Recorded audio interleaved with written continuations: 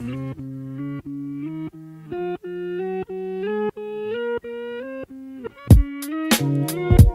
baby boy, in the place to be. Everyone, my name is John Roussos, and this is the Here's My Thing podcast. There was something about the cross-country runners in my classes. I held a level of respect and intrigue for them, some of which I knew on a first-name basis, while others by features, a beard, a mullet, how high up they wore their backpack.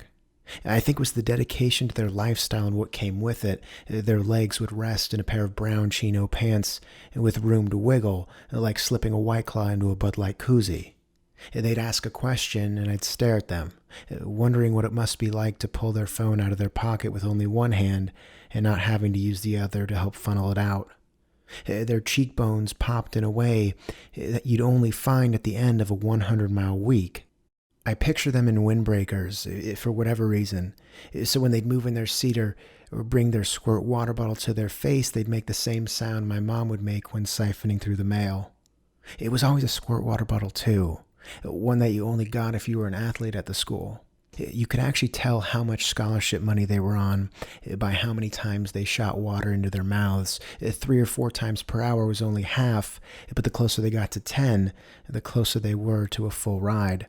Regardless of the amount, they were all well-oiled machines with translucent urine and defined collarbones.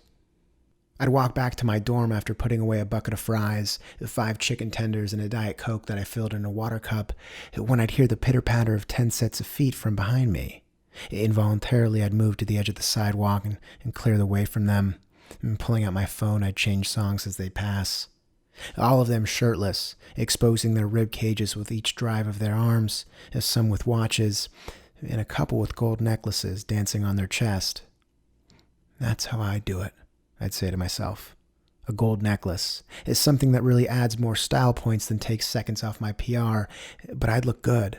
Like Michael Johnson in the loading blocks of the Olympics, an added swagger.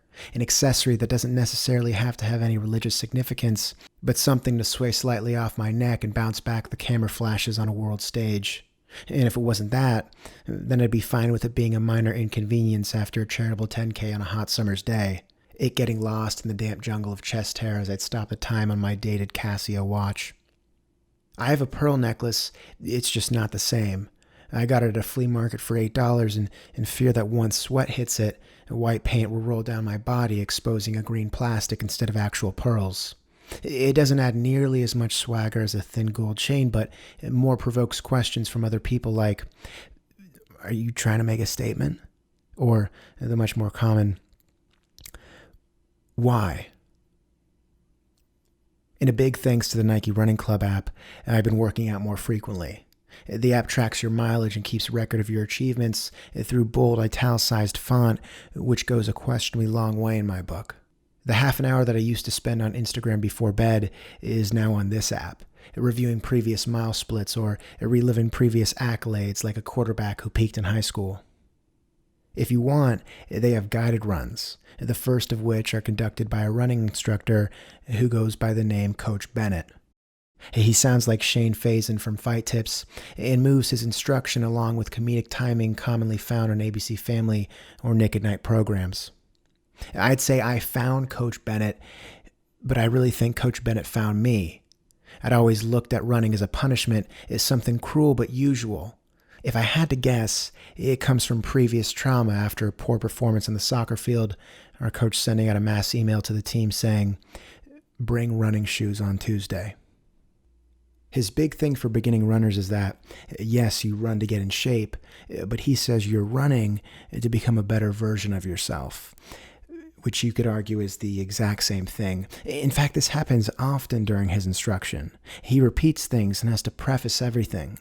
Some of the content is very corny because of this. It's so corny that you get preoccupied with it and forget you're running, which in turn actually makes things a little nicer. Coach Bennett has made it clear that there's no wrong time to run, but I myself have found a personal favorite time on Saturday mornings at 10. It's at that time that I get to enjoy the reality promised to me by Fred Armisen and Carrie Brownstein's Portlandia. One where people named Damon and their housemates will gather on the steps of their porch to smoke off light beer and well-drink hangovers.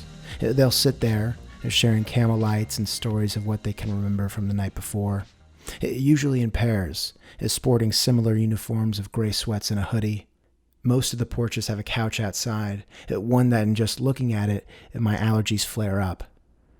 Never hearing words, but just congested sniffles or the sound of one trying to detach phlegm from the back of their throat, all of which expected from the soundboard that comes with waking up in an 8-person house built during the 1920s. I run a narrative in my head that they never pull out their phone, that they're always present and making eye contact, but that's never the case. I'll catch an android here or there, the owner typing out a caption in the weird font for a Snapchat or something. Even when they're not doing that, or when their lips aren't dragging at the end of a cigarette, I can't tell you what they're talking about. If Portlandia stood for anything, then it's probably something quirky, something that make people who don't own fake leather pants scratch their head. Once the novelty of it all being so close to the TV show wears off, I'll think about why I still enjoy running at this time. The head start on the days of plus, Coach Bennett telling me he's proud of me is great too.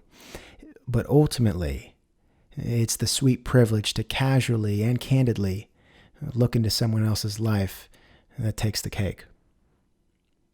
Everyone, my name is John Roussos, and this has been another installment of the Here's My Thing podcast. Thank you for rocking with me. Until next time.